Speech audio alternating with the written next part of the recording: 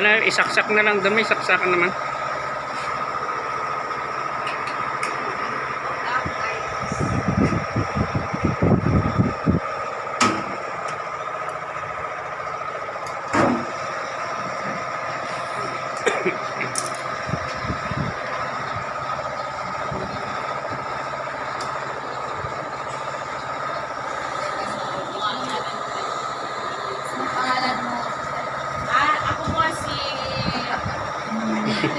Family Billion Torres po. Kami po yung sa Tumago NRC. Ayan, magandang tanghali na po sa ating lahat. So, ang aking pong i-report po ay yung sa book ng Titus. Tama po kayo. Ayan.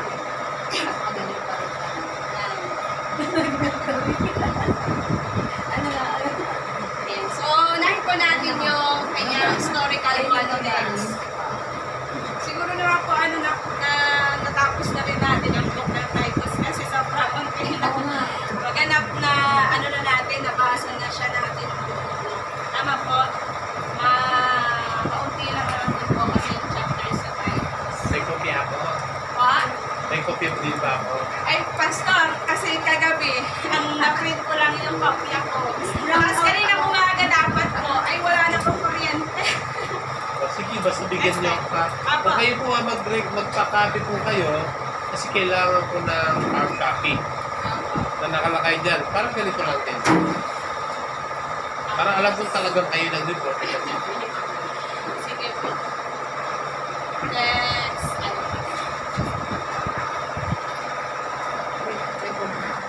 ayan. So, wala pong icebreaker. Hindi nose breaker naman.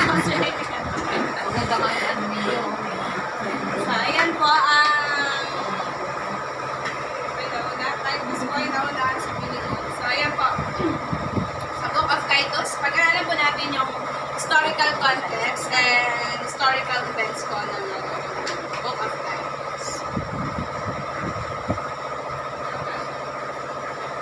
Ayan. So, unahin po natin, sino yung author nito? Siyempre po, si Pablo. Ano po, yung author and date. Ayan, so si Apostol Paul pa rin po ang sumulat ng Book of Titus. At sinulat ito noong bandang Anno Domini, ano po, at in the Lord's year, 63 to 65. So pagkatapos po yun ng kanyang unang pagkakakulong sa Roma. Yan. So bahagi ito na tinatawag natin na pastoral epistles din po. Na first and second Timothy, sa first and Timothy. Ayan, dahil nakatuon po ang pamumuno at pagpapastor sa iglesia. Ayan, dito po nakapaloob yung kung paano dapat ang isang namumuno sa iglesia. Ano po? So, yung pagtatalaga ng mga pinuno sa simbahan, ano dapat ang kanilang ano dapat sila, ano dapat yung katangian nila, na meron sila. Yung katatayuan na meron din talaga sila. Pagtuturo ng tamang doktrina, pamumuhay ng nagpapakita ng mabubuting gawa bilang patotoo sa pananampalataya. Tinawag tong pastoral epistles kasi nga po yun, naglalaman siya na pagtuturo nakatuon sa mga pamumuno po. Ayan, kasi napakahalaga din po kasi noon. Kasi So para sa mga pastor? Opo, para sa mga pastor. Kasi Opo, syempre sa mga tagapagturo, mas malaki po yung nagiging influensya po dito. Opo. Ayan, lalo na sa pagtuturo po ng ebanghelyo, ng gospel. So, sa recipient po niyan, syempre si Titus po. So, si Titus ay isang Greek convert. Ano pong sabihin nun? Kasi po, di ba may dalawa lang na ano po sa bagong tipan, ang Hentil at ang Hudyo. So, kapag hindi ka Hudyo, Hentil ka. Hentil ka. Pag hindi ka hentil, Pero siya po isang Greek. hentil din yan. Apa, Hentil po. Tinaturing siya na Hentil. So, naging malapit po siya na co-worker ni Paul. Sinasabi nga po din doon sa nabasa ko, isa siya sa parang naging encourager din po ni Paul. Nung siya ay, ayan, sa kanyang pagmiministeryo po. So, si Titus, ang pinagkatiwalaan po niya sa lugar ng Crete. Ayan, Cretans. Sa mga Cretans, sa Crete. Ayan, iniwan siya ni Paul sa Crete upang pamahalaan ang mga simbahan doon. So, mamaya po makikita po natin yung kalalagayan po kasi ng simbahan kung bakit, kalalagayan po ng lugar po na yun kung bakit doon po siya inilagay ni Paul. So, ayan. So, si Titus, siya ay bunga ng pagsunod ni Paul na maipangaral ang ebanghelyo sa mga Gentiles, sa mga Hentil. Kasi siya po yung isa sa testigo na ang ebanghelyo din ay hindi lamang para sa mga Hudyo, kundi para sa mga Hentil. At siya po ay isa sa mga Hentil na tumanggap po ng gospel po na yun ay pinapangaral ni Paul. Ayan, kung kaya syempre tinawag po siya na Greek convert.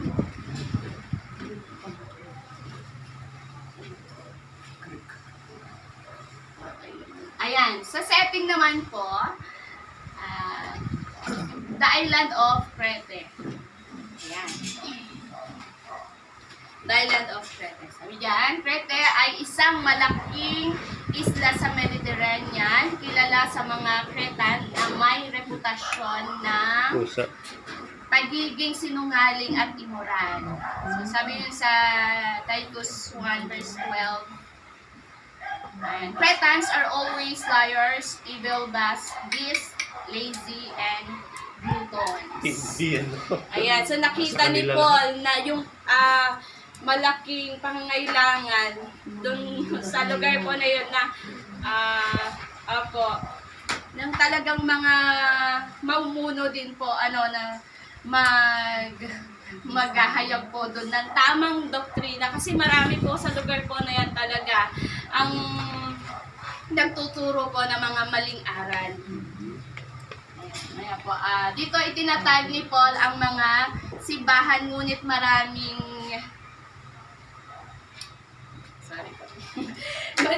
maling guro at Judaizers ang nakakaapekto sa pananampalataya ng mga mananampalataya.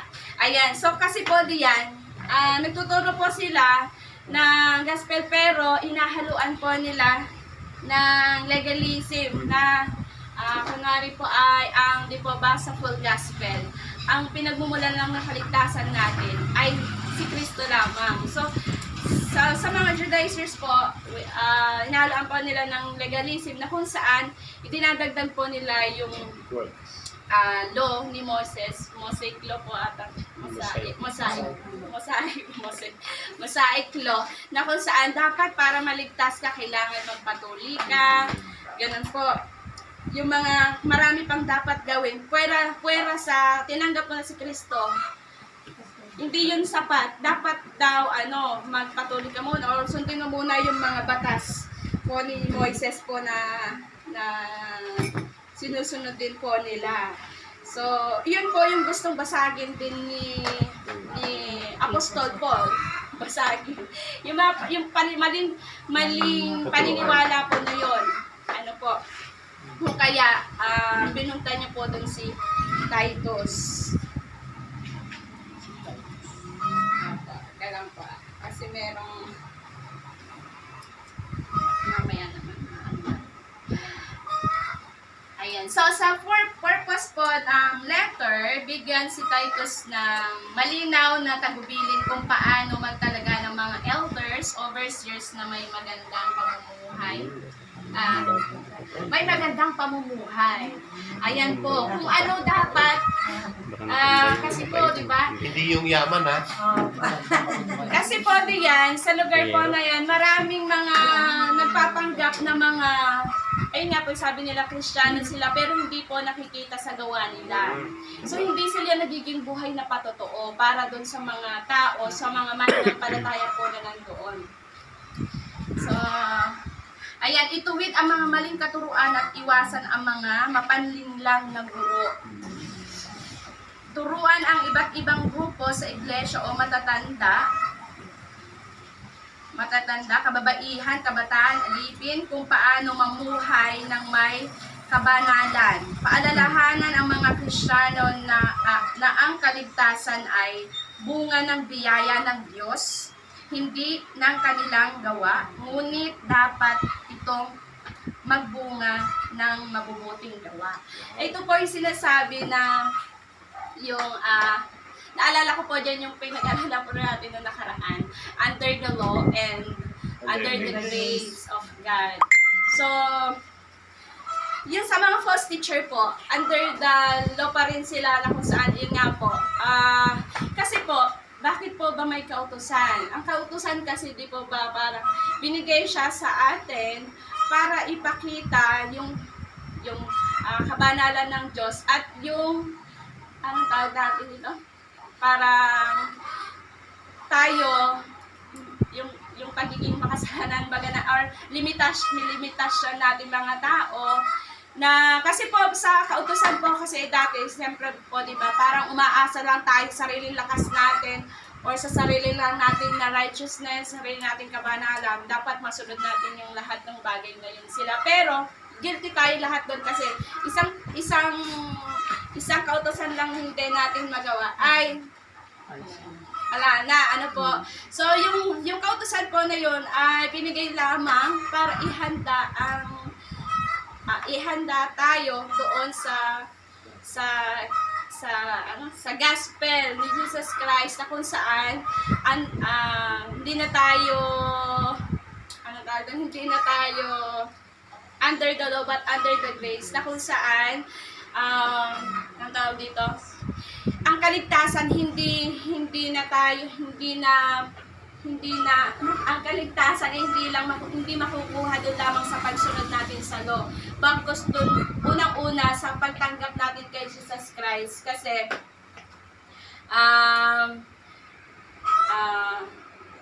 tawag dito, ang mga yung term doon ay ginagawa natin yung mga nais ng Diyos dahil parang bunga na ng pagkakilala natin dapat kay Jesus Christ, yung pagsunod natin doon sa batas ng Diyos. Hindi po yung kasi pagka under the law, parang umaasa pa rin tayo sa sarili po nating lakas bilang mga tao. Compare po dun sa tinanggap natin si Jesus Christ, nagiging bunga na lang yun po yung mga mabubuting gawa. Hindi yung mga mabubuting gawa ang nagiging dahilan ng kaligtasan natin, kundi ang pagkakilala talaga natin kay Jesus Christ. Susunod na lang po yung mga mabubuting gawa. So, yun po. Pero syempre, bilang nakakilala ka sa Diyos, kailangan talaga, makikita talaga sa atin yung bunga. Binasa ko dyan kanilang paalalahanan ng mga Kristiyano na ang kaligtasan ay bunga ng biyaya ng Diyos, hindi lang kanilang gawa. Ngunit dapat itong magbunga ng mabubuting gawa.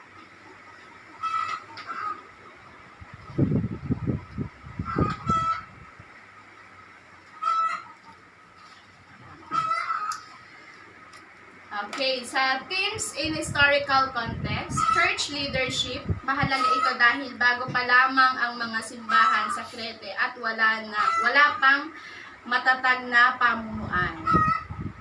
Sa false teachers noong panahong iyon, kumakalat ang mga maling katuruan ng mga Judaizers at iba pang mga grupo na hinahalo ang ebanghelyo sa legalismo at maling pamumuhay. Ito po yung sinabi ko kanina. So, Christian witness dahil kilala ang mga Cretan sa kasamaan, kailangan makita ang pagbabago sa pamumuhay ng mga Kristiyano bilang patotoo ng ebanghelyo.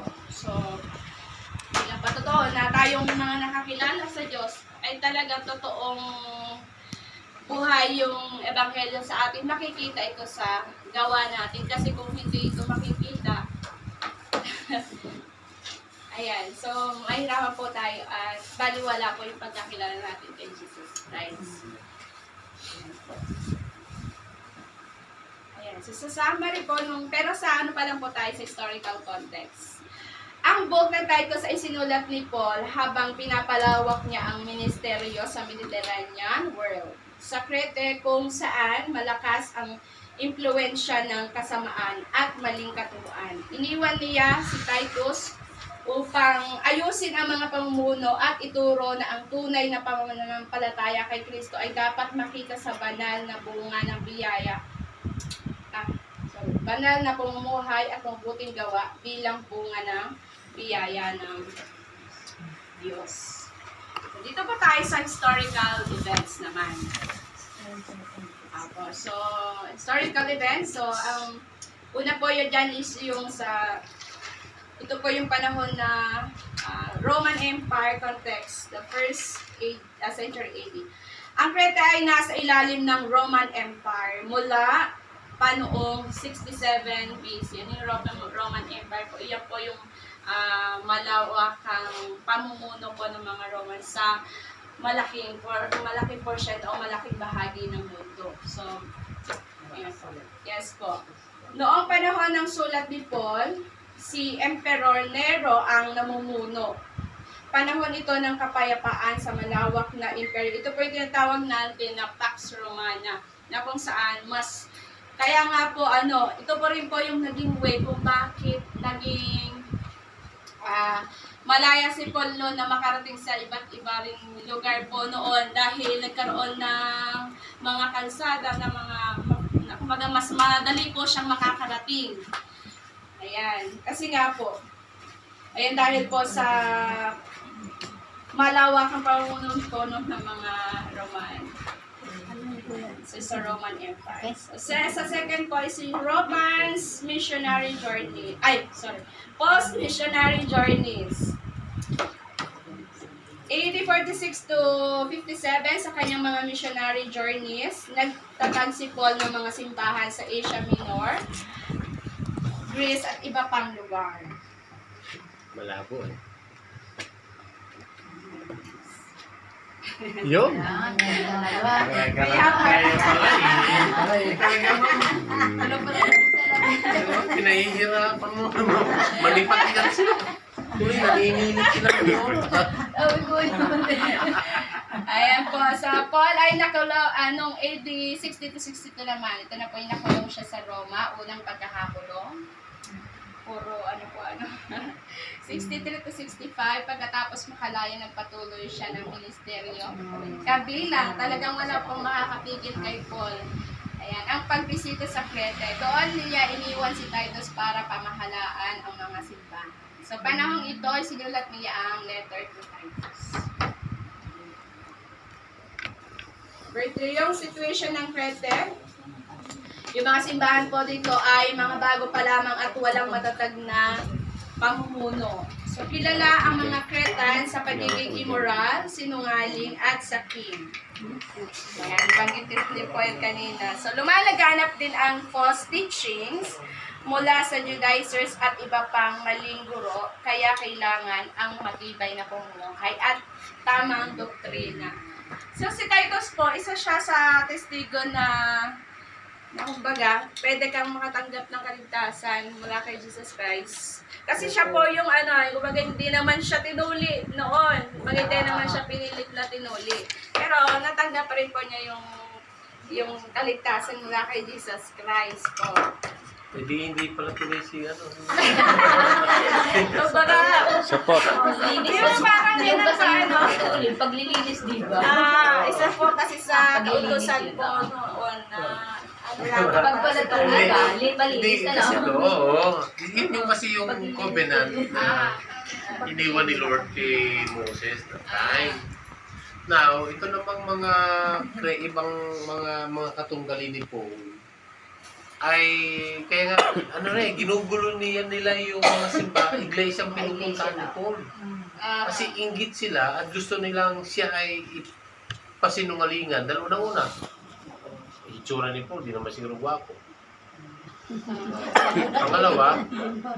Pangalawa, sakang yan eh. Kaya nga hindi nakapag-asawa. Hindi, may asawa siya. Joke lang. Pangatlo, hindi siya mayaman. eh lagi yun ang ginagamit ng kanyang mga kalaban para siya ay pabulaanan. Ayun. Pangalawa, dala nila, ito sabi ni ma'am, dala nila yung katuruan na pag mayroon silang pananampalataya kay Kristo, pero kailangan din nilang bitbitin o dagdagan o idagdag yung mga kautusan na mayroon sa lumang tipan. O kautusan na sinusunod nila galing kay Moses. No? Kaya sobra, iba yung doktrina, mix, no? Eh maging si Paul din naman, si Apostle Peter din naman, di ba? Inano nga siya ni Paul, di ba? Oh, inatake siya ni Paul kasi nga mali yung kanyang ginagawa. Oh, at dahil diyan, yung sila ay nagkatipon-tipon, dahil issue yan simula noon. Hindi lang doon sa Creta. Di ba? Doon sa panahon na yon, tingnan mo yung saan lugar yung ginugulo din ng ibang mga alagad na itong mga bagong Kristiyano, ito sila ng mga hentil ay pinasusunod nila sa kautusan ni Moses. Kaya nga tumayo si di ba, si James. Sabi niya, mabuti pa mga kapatid, huwag na natin silang bigyan ng pabigat. Dahil sila mga hentil. Ang mabuti pa, sabi niya ganon, pagbawalan na lang natin silang huwag kumain ng dugo, huwag makiapid at sumunod ng mabuti sa pinag-uutos ni Kristo. Dahil, wala na. O tingnan mo nga, among apostles, meron din silang mga divided, di ba, belief. Pero nag-come up sila doon sa, di ba, nag-come up sila doon sa decision na hindi na, huwag na natin silang pahirapan. No? Basta manampalataya sila kay Kristo, sundin ang salita ni Kristo at yung dalawang bagay, huwag na makiapid, huwag kumain ng dugo. Diba? Kaya naman pinabawal dugo. Ngayon naman, hindi na bawal. Lalo na kung masarap ang pagkakalit. Hindi ko makain ng dinuguan. Kasi sinabi naman ni Kristo doon, hindi daw yung Hindi naman hindi lumalabas sa bibig. Ay kaso lang, siyempre, medically speaking and in respect to life, sa Old Testament, do not eat the blood because there is life in the blood. So, na dun yung So, ngayon naman, yung context natin, hindi tayo kumakain ng dugo, o baka iba sa inyo kumakain, okay lang naman. But, sa mga hindi kumakain ng dugo, ng mga mananampalataya, that is in respect to life. And to avoid contamination from any diseases or sicknesses. Kasi bakit? Yung dugo are the seeds of all viruses. Kaya bawal. Medically speaking. Oo, dapat tapatan mo. Diba? And sometimes, may mga virus na nasa dugo na hindi kayang patayin ng kahit na anumang init. Tama. Pagluluto. So, kakain pa ba kayo ng dugo? Sabi ni ma'am, basta masarap ang luto. Nasa sa inyo yan. naman ang street foods. Nasa inyo naman yan. Nasa inyo naman yan, di ba? Ang pinagagana na dyan ay yung pangunawa at konsensya. Pero kung kinukonsensya ka na, dahil alam mo na ngayon, kakain ka pa, diyan ka na nagkakasala. Ayun. Di ba? Halimbawa, ako, hindi kumakain. Si Ma'am Moret kumakain. Sabi ni Paul, daanin sa pag-ibig ang lahat ng bagay. Yung kumakain, huwag mo nang, ayaw mo na. Nasasarapan Sarap na eh. Gagalit pa sa'yo pag pinigilan mo. Ikaw naman na hindi kumakain, ay huwag ka na mag-ina-inarte. Kaya mo na huwag ka na lang umimik. For the sake no mga kapatid na kumakain. Kaya po pala, Respeto rin. napakahalaga rin po pala talaga ng mag-aaral. Kasi po kung sinabi lang na bawal kumain ng dugo, Yun na. paano naging bawal kumain ng dugo? Ayun. Ano yung pinagbawal? Kung hindi niya na-explain na, kakaroon na ng disease. Oo. Kaya pumapasok ngayon yung mga iba't ibang uri ng sakit dahil nga siniretso pa rin pagkain. Pinag-pray naman po. Pinag-pray. Ang mahirap, ginagawa na naman din. Ay, sa mga Kristyano ngayon, ganda ng topic po. Yung mga Kristyano kasi ngayon, alam mo na nga contaminated, titirahin mo pa. Kasi nga, hindi, ipag-pray na lang, hindi, mali po yun. Palusot. Kung alam mo na, at hindi mo pa ginawa, may kasalanan ka dyan. Diba? Hindi po pwedeng ganon. Na alam mo na makakasama sa'yo, titirahin mo pa or kakainin mo pa. Dahil pinag-pray, no. You have your responsibility na. Accountable ka na doon. Kasi bakit? May knowledge ka na eh. Hindi mo po pwedeng, ting, ginawa mo ng genie ang Diyos. Ganon. So, be responsible to the knowledge and accountability na mayroon tayo. Diba? Hindi tayo alipin ng mga pagkain na yan sila. Pero, alamin mo, kung makakasama sa iyo,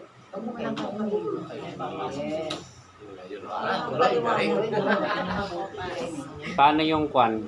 Hindi nga kumakain ng dinuguan, kumakain naman ng balot. Diba? Ayan. Hindi nga kanya. Ito ha. Ito yung mga simple lang ito. Simple issue. But, kung hindi natin alam itong ilusot, ito, pumapasok na siya sa dito, apologetics. And philosophical issue ng Christian faith. Now, hindi ka nga kumakain ng dugo pero kumakain ka ng balot, ay binikti din yun. May dugo din yun. Ay, dugo din. Paano yun? Ay, di, doon mo na papasukin yung sinabi mo kanina na igalang mo. Igalang mo. Kaya nga, ganito Pambira ka. Kaya nga ngayon, sa philosophical approach, yung bang balot kumain na ng mga pagkain na Ayun. Diba? Wala. Kumain ng page. Kumain ng page. Page siyang kinain mo. Pastor, gusto na sa Pampalakas kasi yun na. Di ba ano? Pangalawa, ano ba ang dulot ng balot sa katawan, medically speaking? Siya ba ay protein? Kasama yan. Diba? Protein, no? Yes. Yes. Yung white. Protein. So, yun. Parang yung dugo doon. Hindi, bahala ka na. Hindi, piliin mo yung dugo. Tanggal eh. Iwala yan. Philosophical issues. May masama doon, Pastor. Natatandaan ko nung nasa Bible school tayo, diba? May kasalanan dyan, Ganito yon.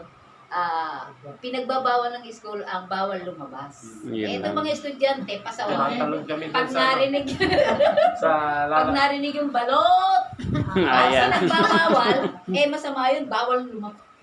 Estudyante, ganyan ba? Andun kami Baka sa taas ng binaglakbasan. Mga estudyante, ang ano doon, ang sinasama, hindi yung balot yung Yung pagtakas nila, pag-stop nila roon sa walis. lumalabas kami doon sa meron kasi sa amin, sa dormitory ng lalaki. Andun malapit yung bintana. Temptation. Yun yung masama doon. Kung garo kay Kalmas, doon. Mas na tayo. Sa pag-aaral po natin ng Word of God, kaya po pala sinabi na sa Bible na napakabigat yung pagturo. Kasi pag hindi mo na ituro ng tama ang salita, kasi po, di po ba, para kung ang Word of God is dadaanan niya lahat. Yes. Holistic. Pagpaliwanag ng Word, pinaliwanag yung balon. Hindi lang tama. Kalit lang yung masarap. Napakaliit na issue. Hindi tignan natin. Pero pag hindi mo ipinaliwanag, kakagulo na yung mga. Ala, yan lang. Yes. Kaya ipaliwanag Gandang mo i-debate sa sa'yo. Sa balot. binigay sa'yo na kumakain ng binigay mo sa'yo lahat. Kasi di mo galing sa Lord, ikapahayag mo na yan. I-spread mo, maganda, malinaw. O ngayon, ganun pala yung sabi. Huwag na pala Kaya tayo ganun yung sa nangyari. simbahan na yan.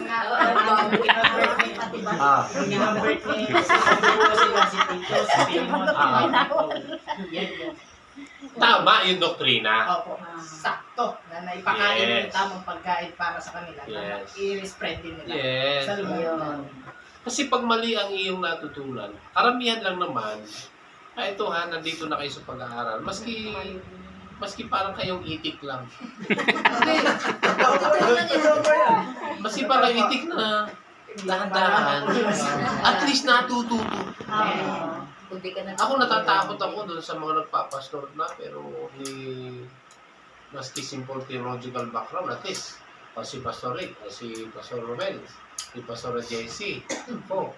Ewan ko si Pastor kung mayroon kayong background theologically.